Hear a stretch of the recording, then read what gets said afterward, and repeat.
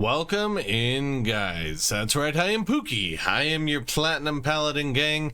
Another month has gone by.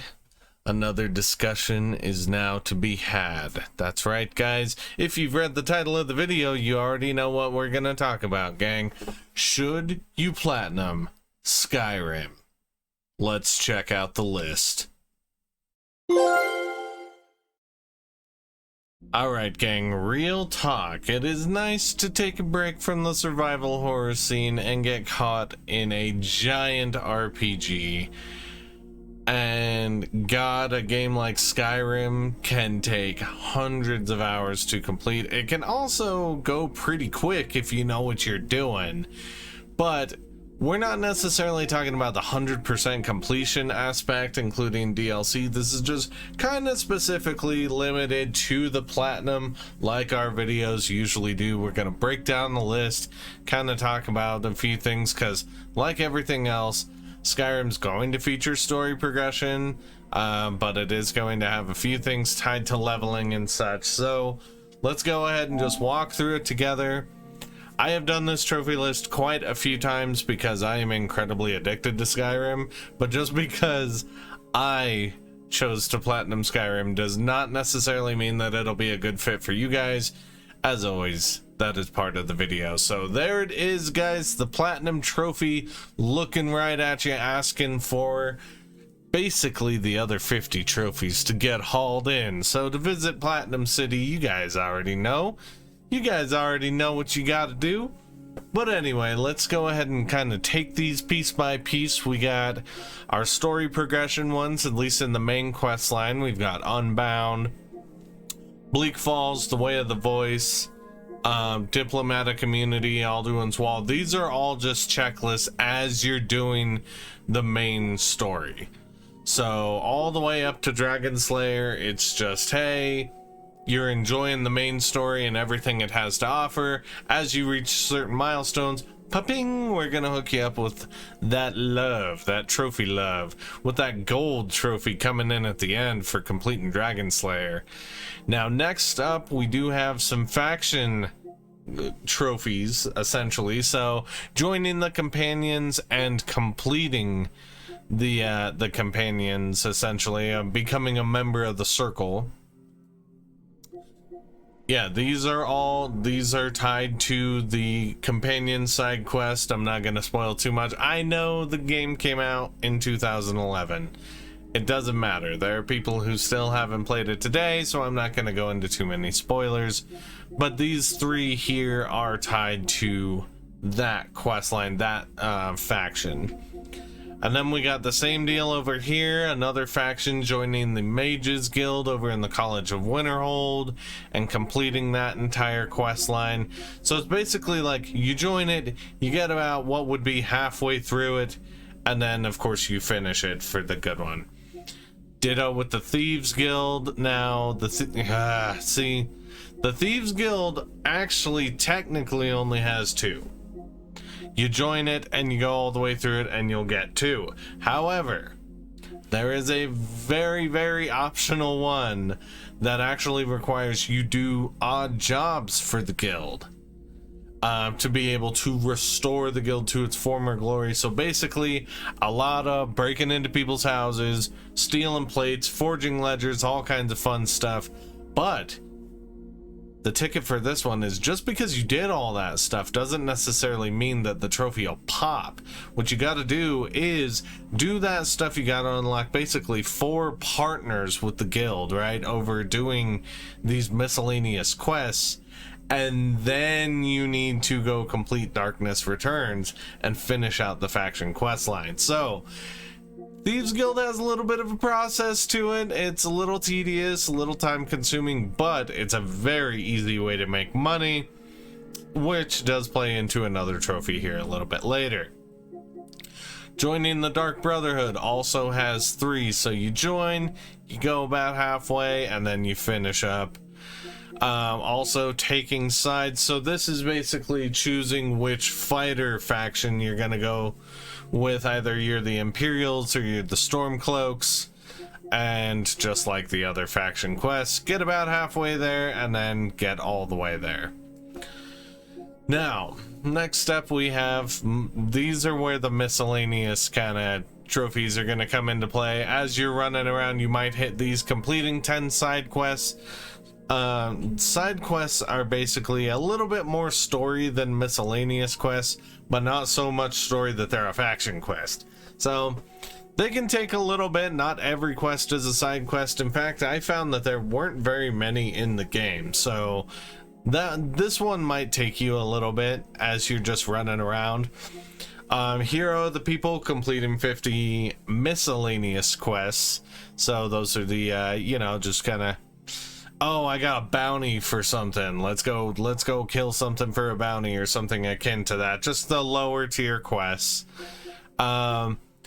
Quality of life in Skyrim, chop wood, mine ore, and cook food, getting used to how things work a little bit if you're gonna live that civilian life in Skyrim. This one should actually come from doing the Thieves Guild. If not, it'll just come from just naturally playing the game. Picking 50 locks is guaranteed to happen while you play the game. Now, 50 pockets, you might have to spam a guard or something like that to do that if you haven't already got it. But the objective's simple. Do some serious thieving, alright? Snake Tongue, as it says, successfully persuade, bribe, and intimidate. There are points when you have dialogues with different NPCs in the game. You have the option to persuade, bribe, or intimidate them. And you do kind of got to work on your speechcraft a little bit to make sure that you can succeed with each of these. I found that intimidating is really easy. Bribing is by far the easiest. It's the persuade one that takes a little bit, but if you haven't gotten it straight away, you will get it most likely once you become like a Thane in your hold, or even once you complete the Thieves Guild. You seem to have a little bit of sway with guards and stuff, so that'll be one way to do it. Standing stones are basically buff stones throughout Skyrim.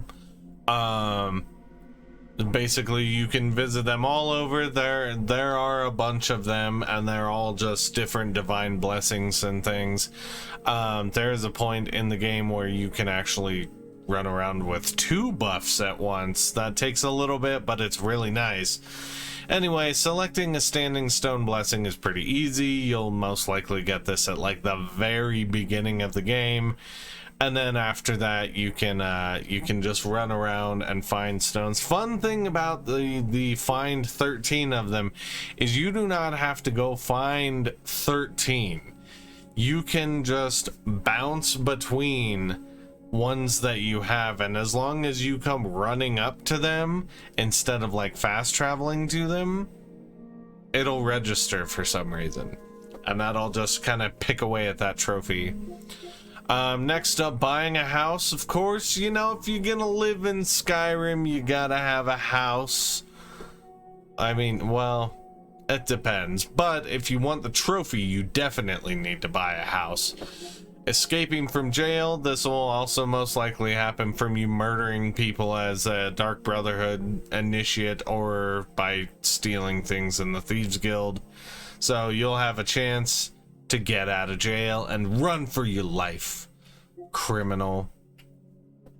Getting married, and maybe you'll run off from jail and find a wife, who knows. Getting married is a little bit tedious in the game, but it's not like ridiculous. You do require a certain item to be able to propose to somebody, but there are suitors out there, so it's not very hard to go ahead and get that one. Making a smithed item, an enchanted item, and a potion. These are straightforward. Usually when you're in a town, you will see a blacksmith forge. You know, head on into War Maidens and grab some ingots and make some crap, and there you go. You'll smith an item, then take that crap on up to the Whiterun wizard and use his enchanter to go ahead and enchant your crap. Then after that, head on back into town and make a potion. It's not very hard to get those. Those will happen very fast. Like I said, you can do all 3 of them in the first town. Bounty of 1,000 gold and all 9 holds. I recommend holding off until you're a little closer to the end of the game, because if you just go around slaughtering people, you know, sure, you'll pop the trophy, but you know, you might piss off people and you might accidentally kill quest givers and stuff like that. The other option you have is to just go nuts and slaughter everybody and then reload your game. So I mentioned earlier a little bit about gold. The golden touch, having 100,000 gold, this is going to come naturally as you do the Dark Brotherhood missions and as you do the Thieves Guild. Don't get super attached to your stuff and you'll have this in no time. Clearing 50 dungeons will also come naturally as you're exploring the world. Like, this is an RPG after all, so the expectation is fully that you're gonna go in, you're gonna check out caves, you're gonna check out dungeons, you know, just as long as you're clearing them when you check them out, boom, you're gonna get Delver really easy. Getting a skill to level 100 is also way easier than it sounds. I mean, there's a way to just spam this. If you find yourself there at the beginning in Whiterun, head out front into the open field and you will find mud crabs. All you really have to do is kill one of these mud crabs and just keep using Soul Trap on his body. Yeah, you'll be level or skill level 100 in no time in I believe, oh, I think it's Conjuration, that magic. If not, it's Illusion. It's one of those, but yeah, that's an easy 100. If you don't want to do it that way though, just play through the game. You're probably gonna get 100 out of archery or one-handed just by playing. Discovering 100 locations is gonna fall right in there with Delver. Go explore. Suit up and go explore, gang. Once you go exploring, you're gonna have a ton of fun and you're going to discover 100 locations. Pretty simple. What's not pretty simple is reading 50 skill books. Now, if you want to get this quickly, I do recommend pulling up a walkthrough, but keep in mind, I have found that books don't always spawn where people say they do in walkthroughs and stuff like that. So a lot of this is just going to be when you're delving, when you're exploring, read some books. Like, read, and you will get this one. Daedric Influence, acquiring a Daedric artifact, and Oblivion Walker. These go hand in hand. These are pretty meticulous quests. They don't fall under the side category and they do not fall under the miscellaneous. These are ones where you run into Daedric lords who end up giving you special things. You do need to pay attention. I recommend saving before every one of these, maybe making multiple saves for the sake of being thorough and careful, because there are things you can do while trying to get Daedric quests that, or Daedric artifacts, that can basically jip you out of getting them. So you have to be very careful with some of the things that you do.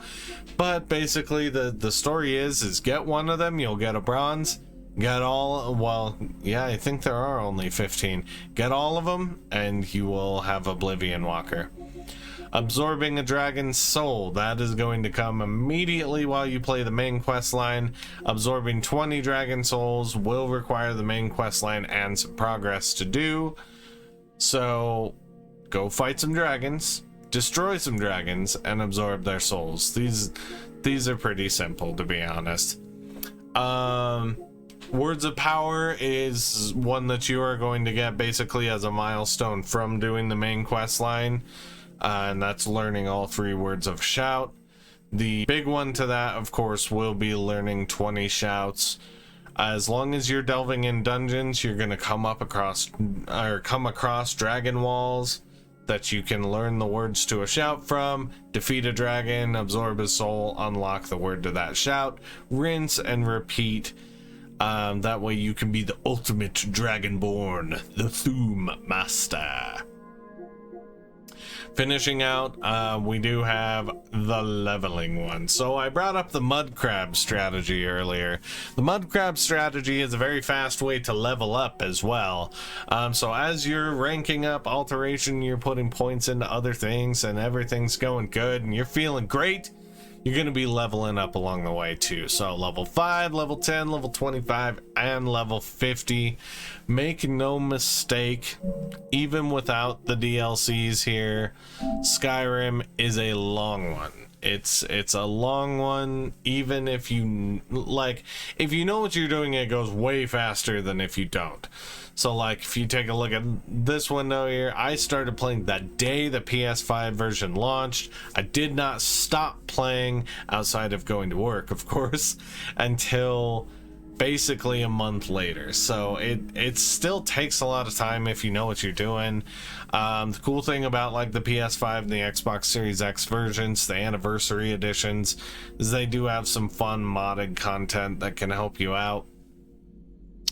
I will say, as a warning though, at least in my experience on the PlayStation 5, some of the mods, basically the game would load too fast to do a mod check and it would soft lock the game. So after a while I had to start turning off mods so that I could even finish the list, and that may have slowed me down a little bit as far as getting the platinum trophy, so maybe take that into account. But yeah, if basically the moral of the story is this: if you're a trophy hunter and you're in it for quick, Skyrim isn't quick. Skyrim's easy. It is an easy platinum, I would say, but it's not a quick platinum. It's one that's going to take a little while. You're going to have to do some work for it, but it's a satisfying platinum. Again, I've done this platinum 3 times. I did it on the PS3, I did it on the PS4, and now on the 5. I guarantee when Todd eventually puts this out on PS6, I'm probably gonna find myself doing it again. So it is an entertaining platinum. It's one of the coolest universes to travel in. There's, as you saw, there's not a lot super ridiculous about the trophy list. Just a few things like with the Daedric artifacts, making sure you're being careful and that, but it's a laid back trophy list. It really is. So that's just my take. I of course would do it again. I love Skyrim, but again, the part of these videos is going over like, hey, is this game kind of for me? Skyrim is a huge RPG, and that doesn't always hit with everybody. Like, so that's part of why we do what we do. We take a look at these lists and find out if it's a good fit for you. As always, gang, well, if you need to stay up to date with all things on my channel, you guys know what to do. Like, subscribe, and tag that bell. Have a good one, guys.